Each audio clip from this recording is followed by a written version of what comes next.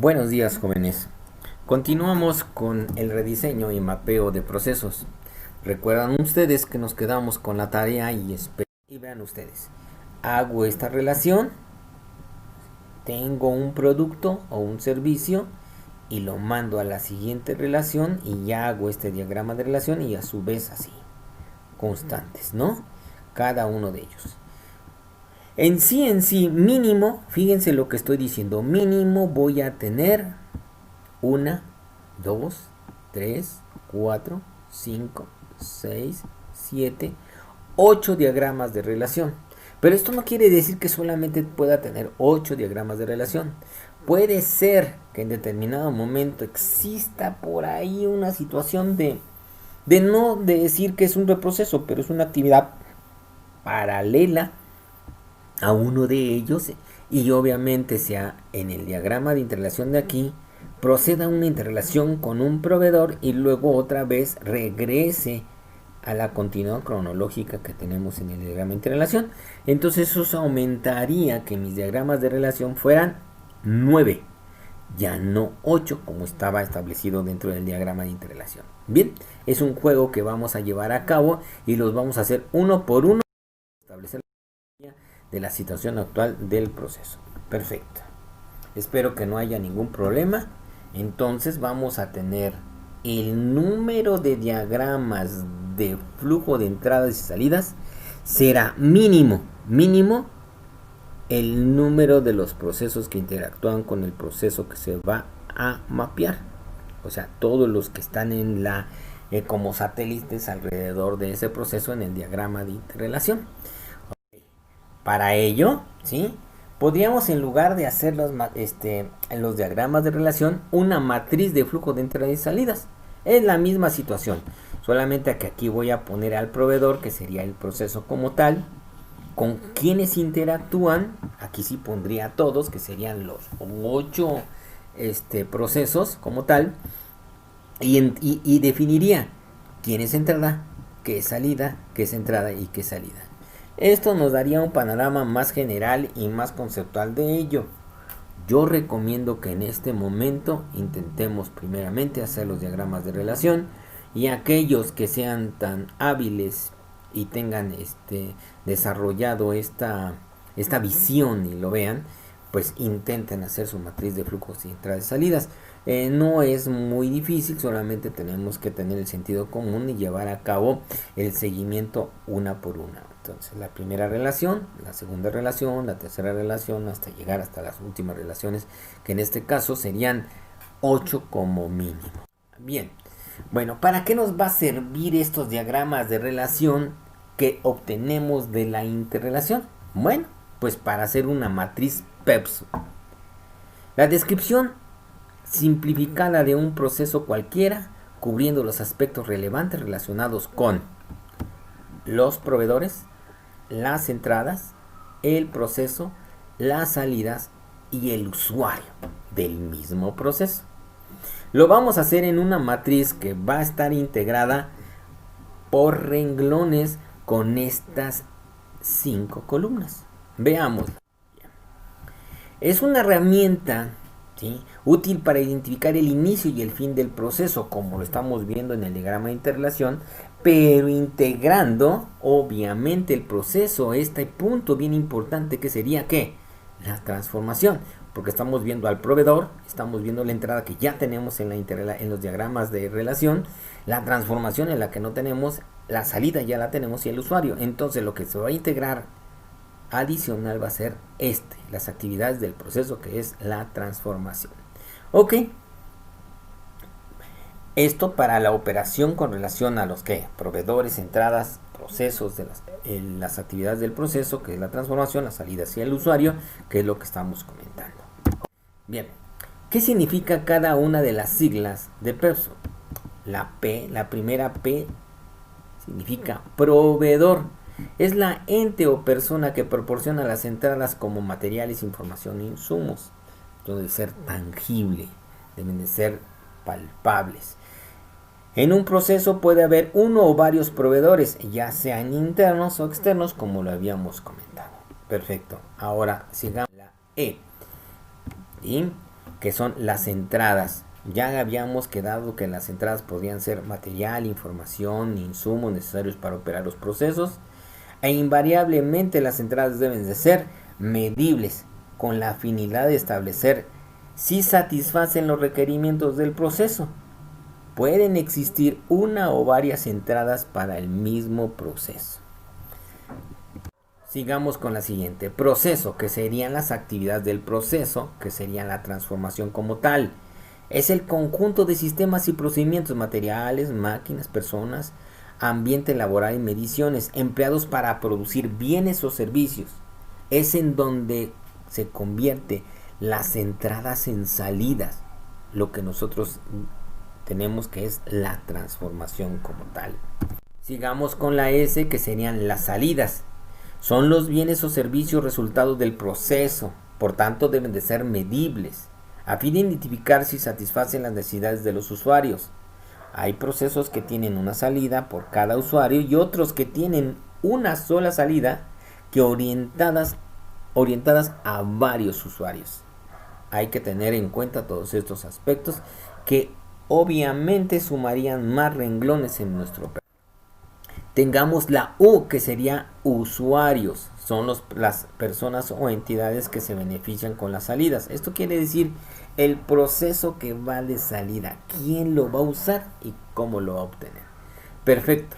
Ya teniendo esto, y si nosotros vemos el ejemplo que se encuentra en su presentación de mapeo de procesos, en los ejemplos que tienen por ahí, pues vamos a ver cómo se conlleva. Me gustaría que lo estén observando para que vean. Lo siguiente son puntos y información que nosotros ya tenemos establecida desde los anteriores formatos de congruencia y de control interno. En el encabezado de la hoja se anotará invariablemente el nombre completo del proceso, la fecha, el objetivo y el alcance del mismo. La hoja se divide en 5 columnas, como ya hemos dicho, y se anota en el encabezado de cada columna, pues obviamente lo que constituye el PEPSU, que es el proveedor, la entrada, el proceso y la salida, o sea, PEPSU, PEPSU. Ok, de este asunto nos referimos a que cada uno de ellos, para poderlo integrar o para poderlo resolver, tenemos que tener cierto planteamiento de preguntas como ¿quién recibe las entradas? ¿Qué es lo primero que se hace con la entrada? ¿Qué se produce o realiza con las entradas? ¿Qué sucede después? ¿Cuáles son las salidas resultantes de lo que se produce? ¿Sí? Y tenemos que revisar, ¿sí? Haciendo énfasis también en las preguntas, ¿requieren algunas entradas que actualmente no se muestran? ¿Están mostrándose todos los flujos de trabajo en los procesos de entrada y salidas? ¿Muestran naturaleza consecutiva y paralela de las fases? ¿Cuáles son las expectativas de los clientes? Estas preguntas tenemos que hacernos para poder integrar este formato que se llama matriz PEPS. Como vemos, tenemos que asentar el nombre del área en donde se encuentra el proceso que vamos a mapear, el nombre y cargo de quién es el dueño del proceso, el proceso como tal que vamos a desarrollar, la fecha en la que estamos haciendo este trabajo, el objetivo del proceso y el alcance del mismo del proceso. Y como vemos en el ejemplo, pues aquí vamos a tener los procesos proveedores, la entrada que tenemos desde el modelado como tal, la transformación que se le hace, que es uno de los puntos que vamos a tener como avance, la salida de tal y quién lo va a utilizar. En este aspecto pues vamos a tener los renglones que serían mínimo, ya habíamos dicho que en este caso y en este ejemplo serían 8, pero si ustedes notan en el ejemplo, si cuentan ustedes los de del diagrama de interrelación y cuentan los renglones del PEPSU, habrá una diferencia porque hay actividades en paralelo que debería de ser enfático para ustedes para desarrollar esta matriz PEPSU. Bien, no es fácil, es simple y sencillamente llevar la congruencia, la cronología de las actividades y obviamente tener este concepto bien claro y bien mapeado. ¿Qué es lo que hace cada uno de los dueños de cada proceso en estas actividades del proceso? en esta transformación, de la entrada a una salida.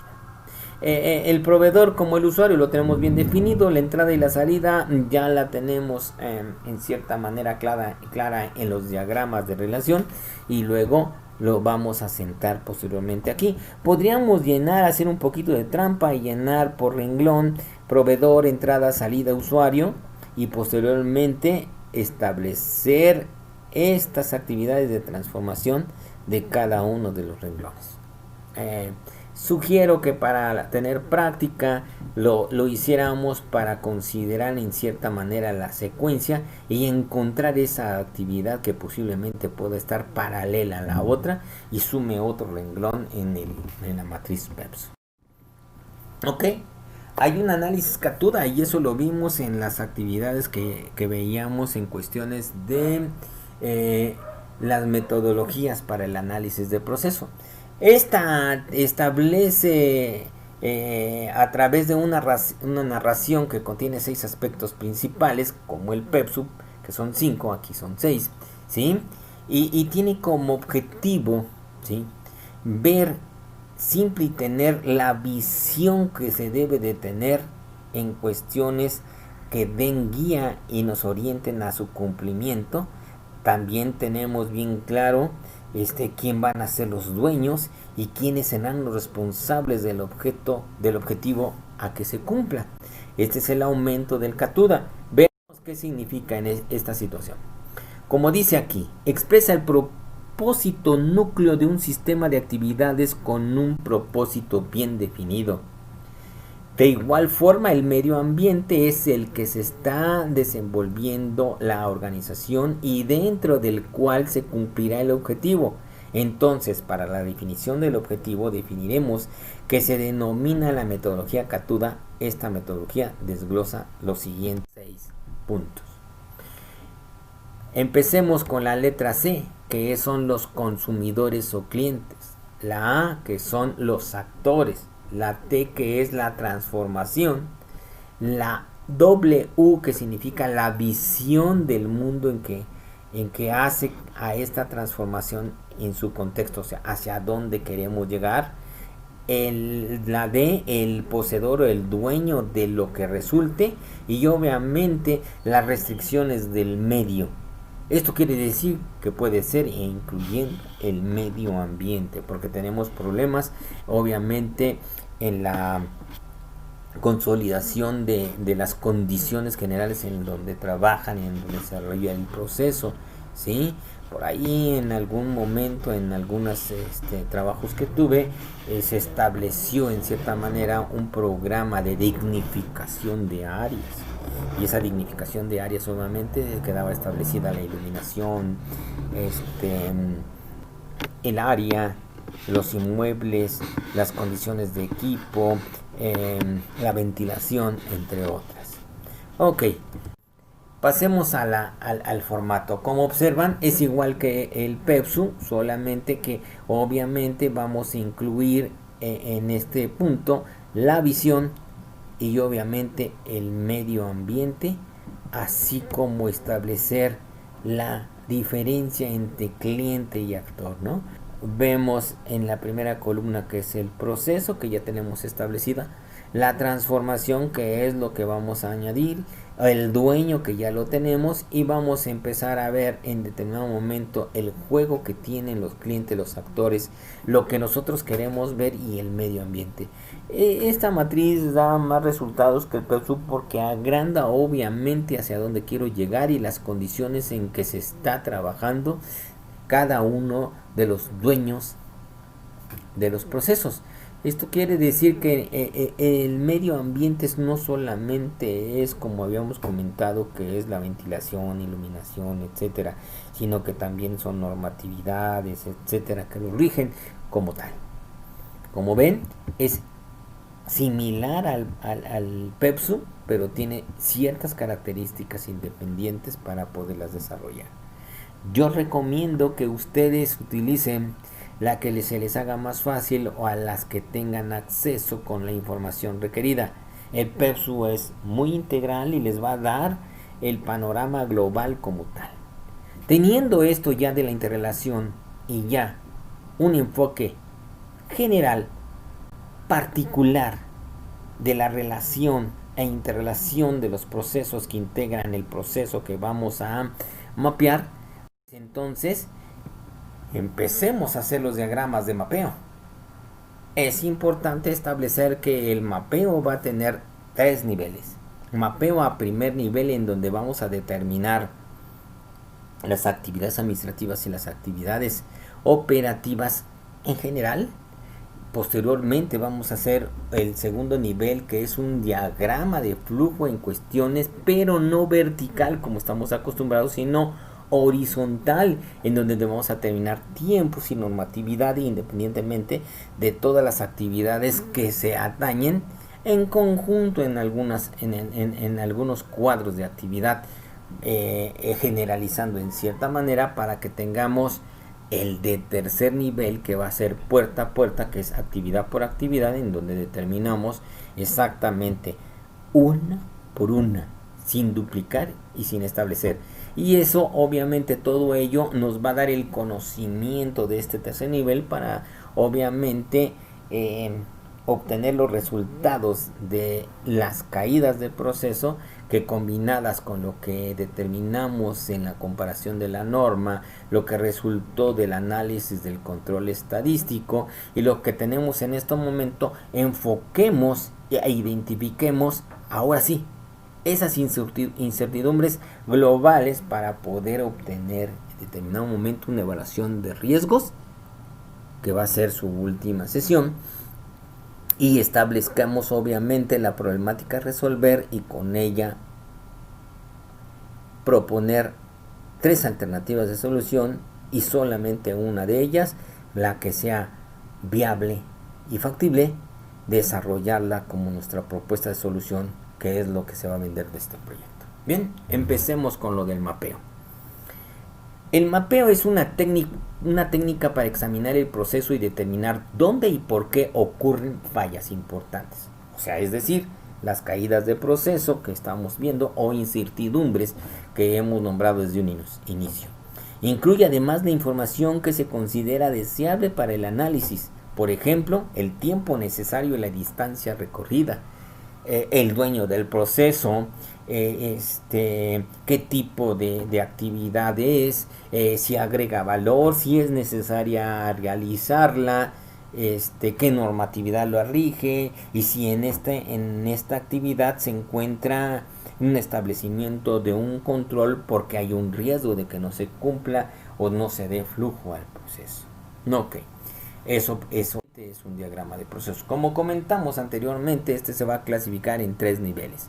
El primer nivel describe las actividades generales desde el inicio hasta el final del proceso a nivel administrativo y operativo. En el segundo nivel describe la totalidad del proceso por medio de un diagrama de flujo horizontal, como habíamos citado, de tal forma que se aprecien las operaciones que pertenecen a cada subproceso o proceso, al igual que se represente el tiempo de duración de dichas actividades y la normatividad que lo rige. Y en el nivel 3 se describe a detalle las actividades, actividad por actividad, puerta por puerta, por lo que no se aplica en el proceso completo. Es parecido al diagrama de flujo, pero se utilizan símbolos como archivo, reproceso, almacenamiento, control, etcétera, ¿sí? Y contiene detalles con si agrega valor o no, si es requerida o no, qué normatividad es la aplicable y su control interno. Ok, vamos a empezar con el mapeo a primer nivel. Como ven en la figura y en el esquema, es un flujo horizontal en el cual vamos a poner en este intermedio los procesos que constituyen o conforman el proceso a mapear. Vamos a suponer que sean exactamente estos 4 procesos o subprocesos, que integran el proceso que estamos mapeando. En la primera columna veremos entonces cuáles son las actividades administrativas que realiza en forma general este proceso, y cuáles son las operativas en la parte inferior. En este cuadro establecemos, obviamente como si fuera un diagrama de Gantt, cuánto tiempo se lleva a hacer todo este subproceso. Y así sucesivamente en cada uno de ellos. Podemos integrar, como quedamos, la normatividad que rige cada uno de estos procesos. Como ven, es simple y sencillo, es directo, conciso y aplicable.